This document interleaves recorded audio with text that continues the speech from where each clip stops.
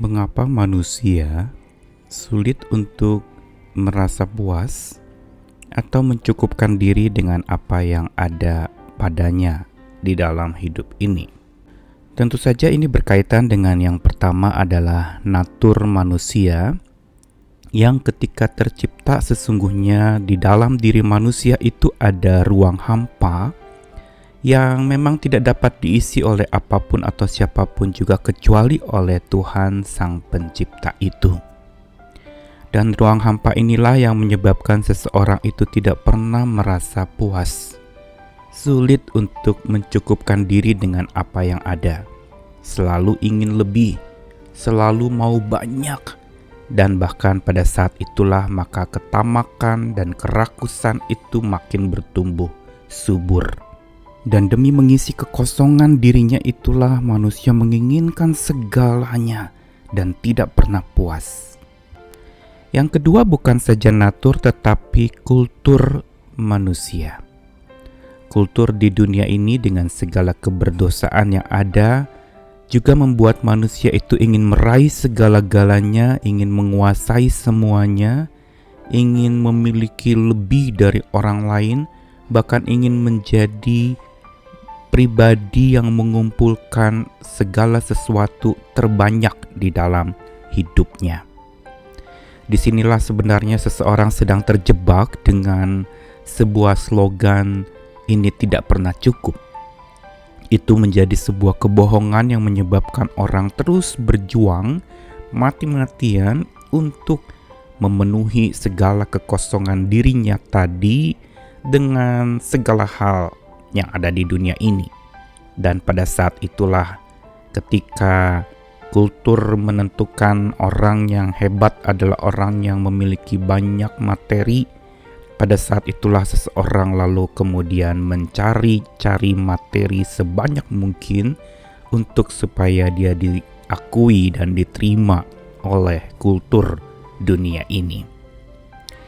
Namun bagaimana caranya dan apa yang kitab suci ajarkan mengenai belajar mencukupkan diri? Saya Nikolas Kurniawan menemani di dalam Sabda Tuhan hari ini dari beberapa ayat firman Tuhan yang berbicara mengenai kecukupan. Filipi pasal 4 ayat yang ke-11 dan 19. Kukatakan ini bukanlah karena kekurangan, sebab aku telah belajar mencukupkan diri dalam segala keadaan.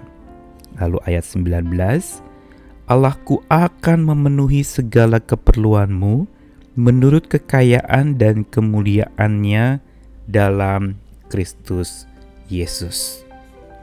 Diungkapkan oleh Paulus ketika ada di penjara, dia menuliskan surat Filipi itu.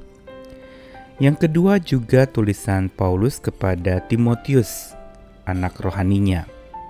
Dari 1 Timotius pasal yang ke-6, ayat yang ke-7 dan yang ke-8.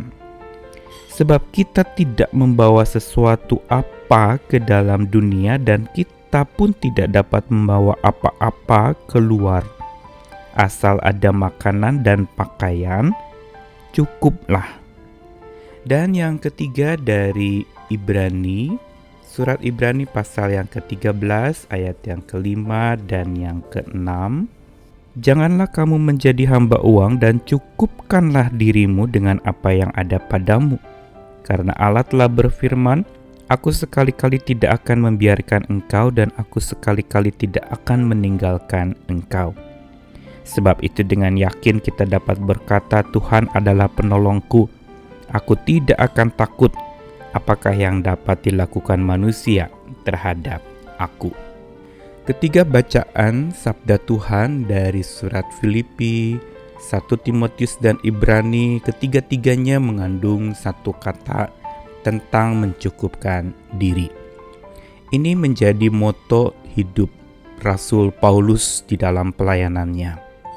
Tentu saja kalau berbicara tentang berkekurangan atau berkelimpahan, setiap kita memiliki pergumulan itu. Kadangkala kekurangan, kadangkala berlimpah. Namun kitab suci mau mengajarkan tentang bagaimana kita belajar mencukupkan diri dengan apa yang ada, tidak berlebihan dan juga tidak mengharapkan lebih, sehingga lalu akhirnya kita menjadi tamak dan rakus untuk mendapatkan segala sesuatu dengan segala upaya kita halalkan. Begitu pula dengan cara-cara yang curang kita belajar untuk lalu kemudian memenuhi dan memuaskan diri sendiri. Tetapi belajar mencukupkan diri sesungguhnya diawali dengan bersandar penuh kepada Allah yang Maha Hidup. Dan inilah yang Paulus katakan ketika dia mengatakan, aku telah belajar mencukupkan diri dalam segala keadaan. Paulus mempunyai dasar, bukan lalu kemudian dia menerima saja apa yang ada tanpa komplain, tanpa protes atau tidak berjuang untuk mendapatkan sesuatu yang lebih baik. Bukan itu. Tetapi dasar dan alasan Paulus yang menyebabkan dia mau belajar mencukupkan diri dengan apa yang ada di dalam hidupnya dan dalam segala keadaan hidupnya adalah karena ada di dalam ayat 19 tadi, bahwa Allah memenuhi segala keperluannya menurut kekayaan dan kemuliaan dalam Kristus Yesus. Inilah yang menjadi fondasi untuk seseorang belajar mencukupkan diri, yaitu bersandar penuh kepada Allah yang Maha Hidup, yang sanggup menghidupi kita oleh kemurahan pemeliharaannya.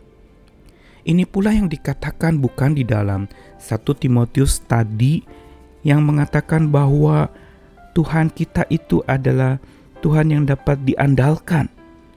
Tuhan yang justru memberikan kepada kita kekuatan untuk lalu kemudian kita sebenarnya sudah cukup dengan apa yang diberikannya. Makanan dan pakaian cukuplah. Dalam ayat 7 1 Timotius tadi dikatakan, kita datang ke dunia ini tidak bawa apa-apa dan pulang juga tidak bawa apa-apa. Yang berarti bahwa sumber kehidupan kita yang mencukupkan kita itu adalah Tuhan. Dia empunya segalanya dan itu sudah cukup. Dan lalu kemudian di dalam Ibrani pasal 13 ayat 5 tadi dikatakan lagi dengan jelas tentang Allah yang Maha Hidup, yang dikatakan bahwa sekali-kali Tuhan tidak akan membiarkan kita dan tidak akan meninggalkan kita. Inilah sebenarnya yang menjadi dasar untuk kita belajar mencukupkan diri. Bersandar penuh pada Allah Maha Hidup yang sanggup menghidupi kita. Dia sekali-kali tidak pernah meninggalkan kita. Dan bukan itu saja, dia melingkupi kita dengan kekuatan perlindungannya. Dan dua hal ini sebenarnya sudah lebih dari cukup yang kita paling butuhkan dalam hidup ini. Bukankah Yesus juga pernah mengajarkan bahwa kalau burung-burung di udara Tuhan pelihara, apalagi kamu ciptaan Tuhan yang mulia ini.